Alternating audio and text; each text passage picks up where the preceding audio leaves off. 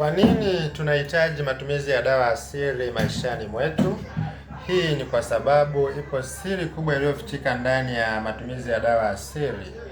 Awali ya yote kabisa, matumizi ya dawa asili ndiyo mpango halisi wa Mungu katika uumbaji wa mwanadamu baada ya anguko la mwanadamu dhambini, ya kwamba mwanadamu atatumia asili ili kumfanya aweze kuwa huru katika afya yake.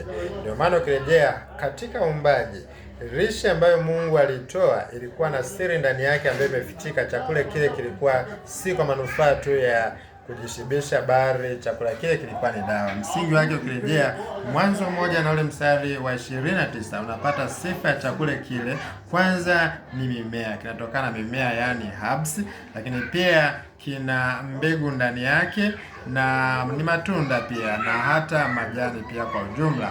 Huo ndio msingi imara wa lishe bora na ndio msingi imara wa tiba halisi katika afya ya mwanadamu. Ndio maana ukirejea Ezekieli sura ya 47 mstari wa 12 inaonyesha kabisa kwamba mimea ni chakula, mimea ni dawa. Hata mmea huo ambao umetolewa kama zawadi, matunda yake ni chakula na majani ni dawa. Hali kadhalika katika Yerusalemu mpya, mwandishi wa Ufunuo Yohana anaeleza sifa ya matunda katika mji mtakatifu Yerusalemu. Matunda yale ama mimea ile, majani yake ni dawa ya kuponya mataifa na matunda ni kwa ajili ya chakula. Hitimisho, mimea tuliyo nayo ndiyo tiba halisi ambayo Mungu ametupatia tuweze kuitumia kwa chakula na dawa, ikifungamanishwa ama ikihusishwa na mawakala wengine wa asili kama hewa safi, mwanga wa jua kiasi, mazoezi, pumziko, matumizi ya maji, lishe ifaayo na kutumaini katika uwezo wa Mungu. Hizi ni njia rahisi za asili za kuponya magonjwa kweli kweli. Kila mmoja anapaswa kuwa na ujuzi sahihi na maarifa sahihi namna ya kutumia njia hizi.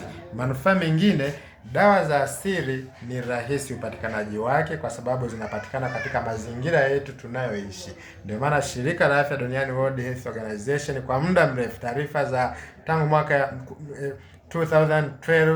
2012 ilithibitisha jambo hili 2023, na kwa muda mrefu inasema zaidi ya 75%, 80% ya wakazi wote ulimwenguni kutegemea matibabu yao ya msingi au ya awali kutoka katika tiba asili ama vyanzo vya tiba asili.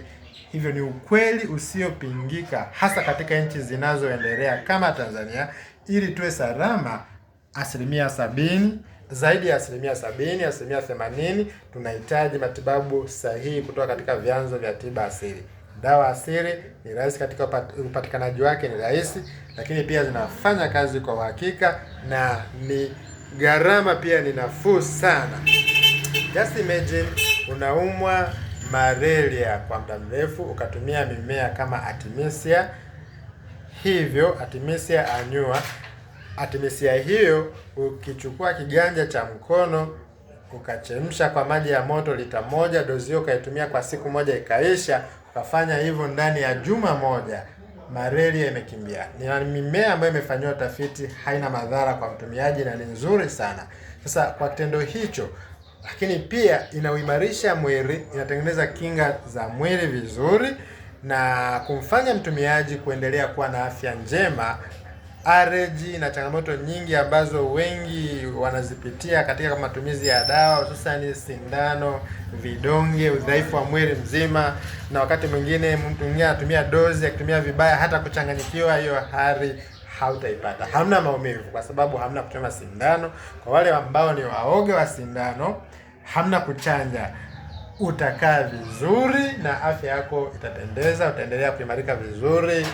Dawa asili, napenda asili na kukaribisha pia, karibu katika matumizi ya dawa asili. Elimu namna ya kutumia dawa za asili katika mpango mzuri mahali pasipokuwa na daktari. Huduma hii nitaitoa bure. Kwa mawasiliano zaidi ni 0743356626. Njoo jifunze pamoja, hata matumizi namna ya kutumia tiba kwa njia ya maji, water therapy, mwanga wa jua, heliotherapy, na kadhalika. Karibu sana. Mungu anatupenda, ametupatia asili ili iweze kutunufaisha kwa manufaa ya afya na raha. Karibu sana. Yatunze mazingira nayo yatakutunza. Itunze asili leo, itakutunza kesho. Karibuni sana.